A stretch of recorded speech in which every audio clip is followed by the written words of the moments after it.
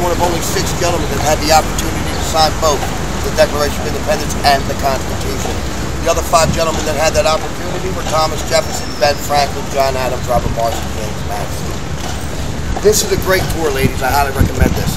This was the second bank of the United States. It was modeled after the Parthenon in Greece, just 1/3 the size. They never actually saw the Parthenon. It was modeled from a painting that just showed the front. That's why the columns are only in the front and the back, not all the way around. It's a colonial art gallery now. They have over 200 original colonial paintings and portraits that's still on display, as well as all of the original portraits of our forefathers, including a portrait of Thomas Jefferson without his powdered wig or his powdered face. Thomas Jefferson had red hair and freckles. He was the only freckle-faced president. Thomas Jefferson had red hair and freckles. He was the only freckle-faced president that our country's ever had, and only one of 4 red-headed presidents. Martin Van Buren, our 8th president. Hey. He had red hair. So did Gerald Ford, and Jimmy Carter. Oh, nice. My son loves the president. He's all about the president. He says he's going to be the next president of the United States. Yeah, that's good. He told me, I said, well, don't vote for Obama again. Just kidding, Grandpa.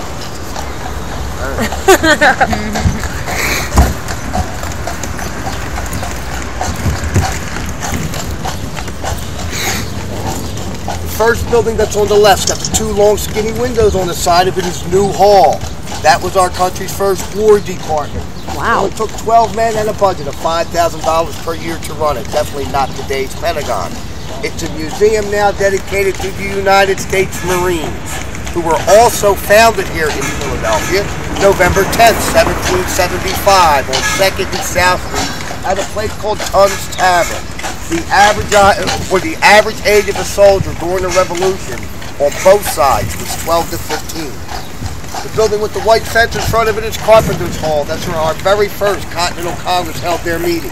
Now, they held their meetings in secret and disguised as carpenters.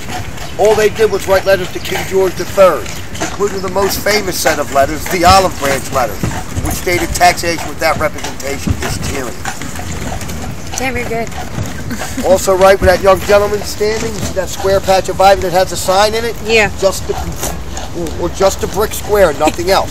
That was the average size of a working class colonial home. And this was the entire house. It's 15 foot by 15 foot. Even though they were 2 and 3 stories tall, they normally house families of 5 or larger. So imagine trying to raise a family inside a home without the side of a bathroom. Scary, huh? Yeah. Oh. Yeah. It's obvious the neighbors on the corner were not working class, and that's the Todd house, home to John and Dolly Todd. John Todd was a prominent lawyer here in Philadelphia. It's not important to our history, though. He died during our yellow fever epidemic in 1793. Dolly, on the other hand, was only 24 at the time of his death. She converted the home into a boarding house. One of her boarders was a young senator by the name of James Madison. They fell in love, got married, and later on became the 4th president.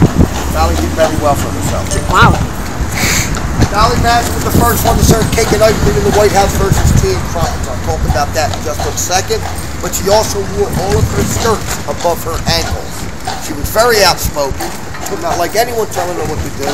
Wore makeup in public and smoked a pipe and a cigar.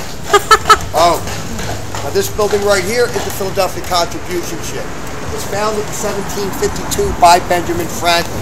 This is the first fire insurance company here in America, and it's the oldest. Still sells insurance today, and out of this building and under that name. Bless you. Thank you. Now back to Dolly. Dolly Madison was not the cause of the War of 1812, but she was the spark that lit the fire. When James Madison was elected president, Congress told Dolly Madison that she had to serve tea and crumpets for the presidential inaugural ball.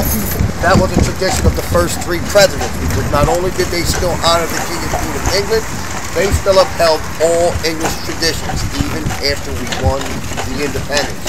Do either of you ladies know why? No. Our first 3 presidents were English, and that's all they knew. So only because Congress told Dolly that's what she had to do, and she decided to serve cake and ice cream instead. It upset the British. They ended up setting our presidential house on fire. That ended up burning to the ground. James Madison moved our entire government from Washington to New York and declared war on England at the same time. The War of 1812 was started over snack foods. Kind of like today, so nothing's changed. Oh, this cemetery and church is Old St. Mary's. Wow. The second oldest Catholic church in Philadelphia. Was founded in 1763. It still holds mass. This is the oldest Catholic cemetery in the United States. Inside the cemetery, Commodore John Barrett, the father of our Navy. Michelle Bouvier, the great-great-grandfather of Jacqueline Kennedy. And then Onassis and the grandfather of General George Meade are all buried in here. Oh. Say hi, Sammy. Hi. Come on, Steve. Have you ladies like to gossip? What is that? Gossip? Sure. Well, you were called gossiping in Philadelphia back then, and you could have gotten up to 3 years in prison. 3 years in prison for gossiping? Sammy, we would be jailbirds. Unless you were sitting on one of these benches. This is a whispering bench. They do work. One person sits on this end, another one on this end. Both face the wall. All one person has to do is speak softly or quietly into the wall. The brick does carry the sound to the opposite end. The other person hears it perfectly. Wasn't considered gossiping. You weren't called in other words. Now, ladies, I know say hi to the camera. just once in your life. I'm talking to a wall. That's where it comes from. Hi. Okay, yeah, not you. Just the girl. Did you see the guy? He got no teeth. What the hell? Didn't even look right. See the home with the black shutters? Yeah. On the second floor window, directly above the front door. You see that black contraption looks like an old-fashioned satellite dish? Yeah. That's a busybody. Ben Franklin brought these over from Amsterdam. They have mirrors on the other side. They allow you to see who's at the front door, who's coming up and down the street without them seeing you. Cool. They adopted the name busybody because most folks from were concerned if it was knocking on the neighbor's door versus their own, so they could go talk to a wall. First synagogue in Philadelphia looked like a synagogue, built in 1830. Still holds services. More importantly, those who designed the building. It was designed by Pierre Lafont. He's the same gentleman that not only designed the Capitol building in Washington, D.C., but designed the actual city of Washington, D.C. Oh, this was the home of President James Dollar Madison, fourth president of the United States. Now, this is a private home. People do live in this house. The people who bought this house 5 years ago paid $4.1 million for it. Jeez. I'm sorry, but for $4.1 million, I want to be surrounded by water. I want sandy white beaches. I want Thank top you. weather all year long. Right. I want my own parking spot, and I do not want neighbors attached to it.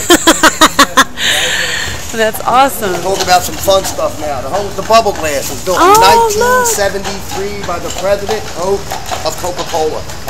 Wow. The front door is painted patented Coca-Cola red. The bubble glass is actually made out of melted down Coke bottles. On the front's a can, and look up at the roof. It's a bottle cap. Oh, wow. Now, the house is for sale. You can buy for $1.5 million. If you prefer Pepsi, take the front door blue and all your friends with Pepsi.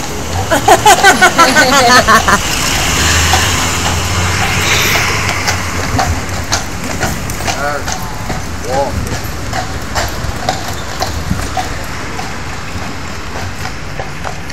Philadelphia is the first city in the United States to have a zoo. We have the oldest zoo in the United States. Really, we should go to that Philadelphia zoo. first opened up its gates in 1809. Still open to the public today on the original ground. How much is it to go to the zoo? It's expensive, but it's worth it. It's Yeah? Like, I think now it's like $22 per person. $20 a person? Yeah. Oh, yeah, we'll Well, go. you spend all day there. It's big. Yeah? Yeah, it's worth it. Go on a My sunny favorite day, right? place. Yeah? No, it's open every day of the week. Yeah?